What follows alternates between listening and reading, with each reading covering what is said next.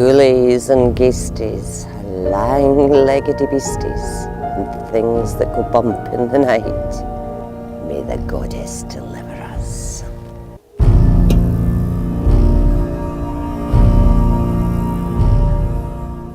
Welcome to the Witches Coven. I'm here in the Sacred Circle in the middle of Queenswoods with Sarita de Esther, a high priestess who has worked for many years in this circle.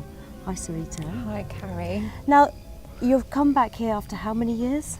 I haven't been here for about 8 years since leaving London, so it's amazing being back. It's just bringing back all the memories of many darker nights spent in this space in the woods. What is it in your mind that makes it such a popular place for witches and for magicians? I think it's in London. It's amazing to have an ancient woodlands like this, just filled with big trees. There's so many oaks, and it's just amazing, like at all times of the year, and this time especially because it's like autumn and you've got all the leaves everywhere, and it's just so beautiful, and it's quiet and silent, especially at night.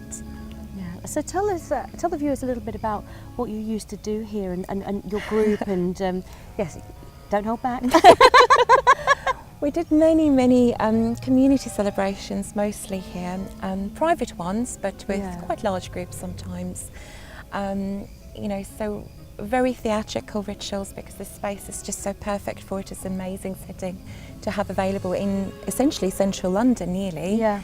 And it is just a space that really lends itself to all kinds of amazing explorations of nature, but also just of the spirit realm and of different beings, because it just comes alive in here. Yeah. And it just always feels incredibly welcoming, I think. And I've always found that people come here just find that they just kind of seem to relax, and that just makes it such much better ritual and kind of just union between the people there as well. It's kind of like they just leave London somewhere out there in the roads and at the tube station, and they just enter in this space, and it just transports people. So that I think the space has got a magic of its own. Yeah.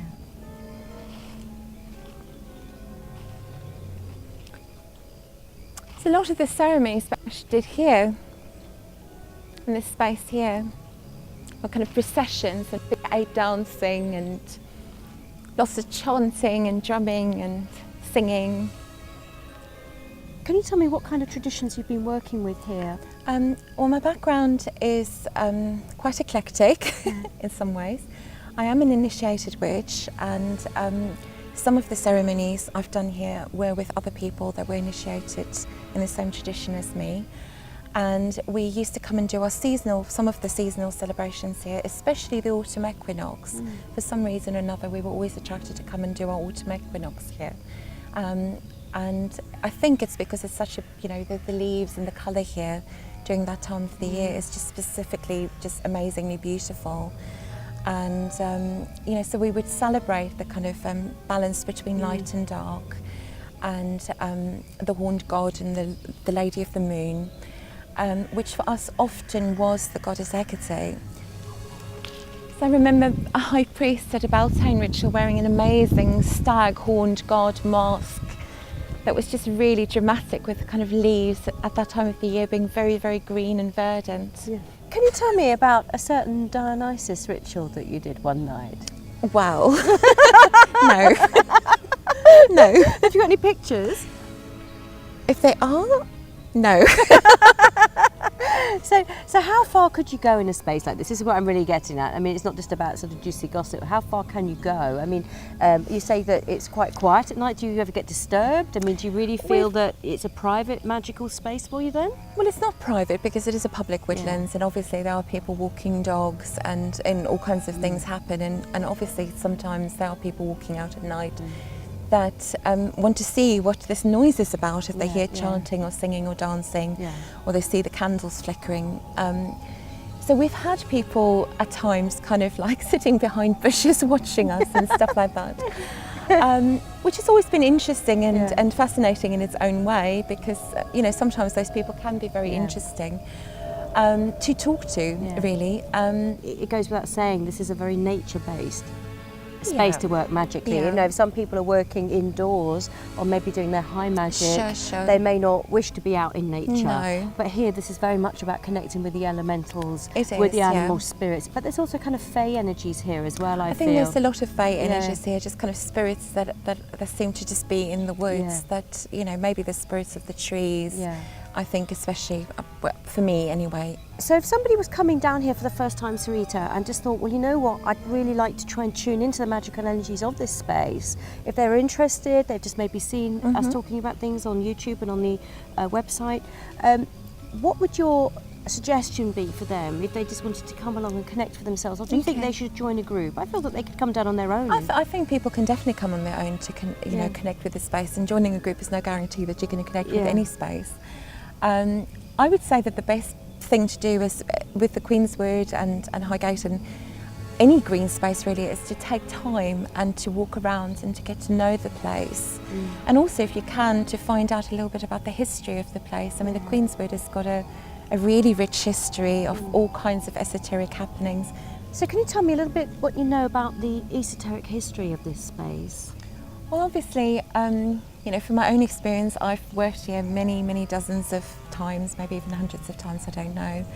And I know many other people that's come here over the years to perform ceremonies in recent years. But that history goes back to at least the kind of like 1970s, maybe even the 1960s, with different groups coming here, doing traditional witchcraft rituals here in all kinds of different traditions, and different pagan and goddess groups coming and working here. And I also know the odd ceremonial magician that's kind of brought a full kit out and found a quiet bit in the Queenswood to kind of, you know, do all their angelic evocations and Enochian chanting and you know, the John Dee stuff. So I think it's quite a wide variety of things that has happened here over the years. But of course, in the occult world, everything is always a little bit hush-hush and, you know, look the other way. It's sacred, it's protected, it's got the magical history. Definitely. But the magical history is here because the energies were already here. I really love this little fairy circle because it just makes me think, you know, with all the kind of media interest in magic and witchcraft over the last decade or more, you know, children are just coming here, and instead of kind of looking at the Hollywood side of witchcraft and magic, they're actually experiencing the magic of this place and letting their imaginations roam free and playing in nature and just doing what kind of comes to them naturally. And I think a place like this in the woods, with all the kind of stories that they're probably told by their parents, just brings alive that imagination side, and that in itself is magic. What's really lovely nowadays is that people are using this space as a place to bring their children, and they call it Witches Coven. So when a children's party happens, they'll do a treasure hunt led by a party organiser called Mango the Magician. This is the Witches Coven, and I am Mango the Magician. And for the last 16 years, I've been running children's parties through this wood, and we always stop off here because it's such an interesting and mysterious place. Why is it called the Witches Coven? Well, because witches come here. And if you come back at midnight on Halloween, you are sure to see witches. They dance around and they hum and they sing songs, and sometimes it's said they take off all their clothes and dance around naked. And they'll lead them all the way around the woods, hunting for the treasure. And the Witches Coven is a place on the map of this woods now for the children to interact with. Wow. And they all go and sit in the fairy circle. And when I was down here with Ken Reese, it was wonderful because it was like the next generation of people coming along to sort of work their magic. And a little Knight Templar came running into the circle, who was the birthday boy, about 3 or 4 years old. Obviously, we stopped filming at that point. It's widely accepted by locals, you know, that this is the Witches Coven. And why? Because witches come and work here. It's not a big deal, and we've done filming down here before with witches being witches for a shot for Mystical Legends, and people come along and they're just like, oh, can we come and join in, or you know, another group of children will be coming along, maybe led by their parents on a birthday thing, and say, oh, come, and we just like improvise and kind of definitely work it into their treasure hunt, work it into their fantasy.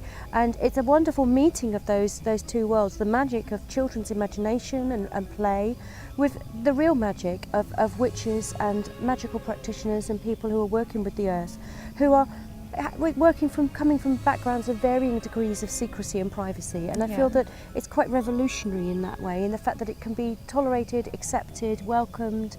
Nobody's intruding on anybody's space, and it makes you realise that why can't it always be like this, really? you know. Totally, yes. And it's amazing that it's become this like local known space for this. It's like you say, it's on the map nearly. Yeah. So that's actually kudos to it being some kind of form of positive relationship. But I feel also as practitioners we owe to give something back, you know, and we did a rite of protection earlier in the year as a blessing for the woods, and I called upon members of all the different pagan esoteric communities to come along, and some people were linking in from abroad or linking in remotely, just to sort of say, well, there's been so many of us that have enjoyed working with these energies here magically for all these years and helping with our own personal magic and those that we care about. But it was to come along and say, well, you know what, let's give something back, let's help preserve it, let's keep it safe. Yeah. It's very rare that we'll have any dangerous incidents in these woods, but there have been a couple over the years. So I feel that as magical practitioners, we have a duty to kind of keep working with the energies and the guardians and kind of keep it safe like that. But also, I mean, with some of the groups I've come up here with over the years, we've done lots of litter picking and just like those little practical things just to give back something to the space that you're using. And I think it's just a way of kind of enlivening and using it and making people aware of this space in some ways and what can be done. Yeah. So how does it feel to be back here after all these years?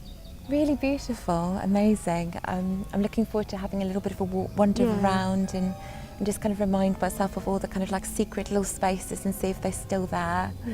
And You're going to tell us more about that Dionysus ritual? Shh! I want to hear. Purple Saturn, that's all you need to know. Purple Saturn. One day we can reenact it. Okay. Yes.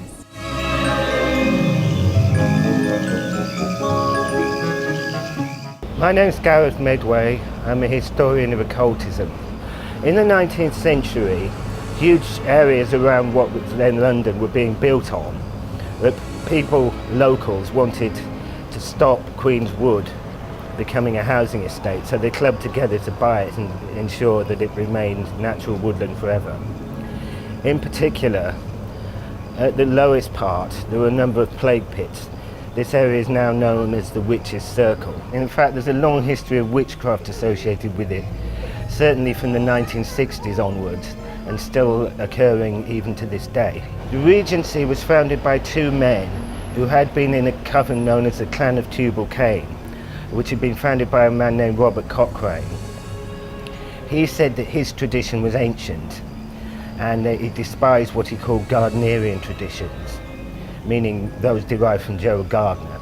Though as a matter of fact, he called full moon meetings Esbats, not realising that the term of Esbat for a full moon ceremony was actually Gerald Gardner's own coining. So obviously, in fact, they borrowed from it.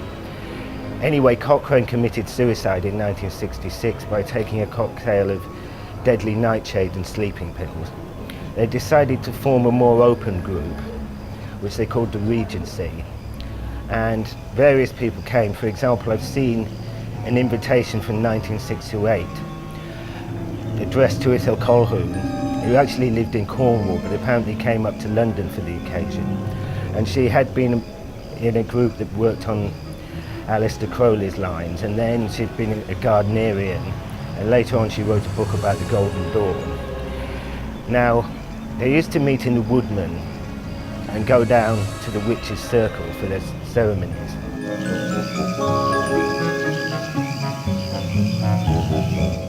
I'm Kenneth Rees, and I came to London quite some time ago. This was to do research into the pagan and witchcraft subculture. I subsequently got a lot of material and put it to good use by teaching esoteric traditions at various universities and colleges. Here I am in Queenswood, where I've been here for many years in different contexts, ritual contexts, social contexts, and I think one of the reasons it's been used by so many people in different ways, including the ritual way, is it's a very old wood. In fact, it's originally part of a Middlesex forest, and Middlesex forest used to link up with Epping Forest, but now, apart from this wood, and I believe Highgate wood, there's virtually nothing left of Middlesex Forest.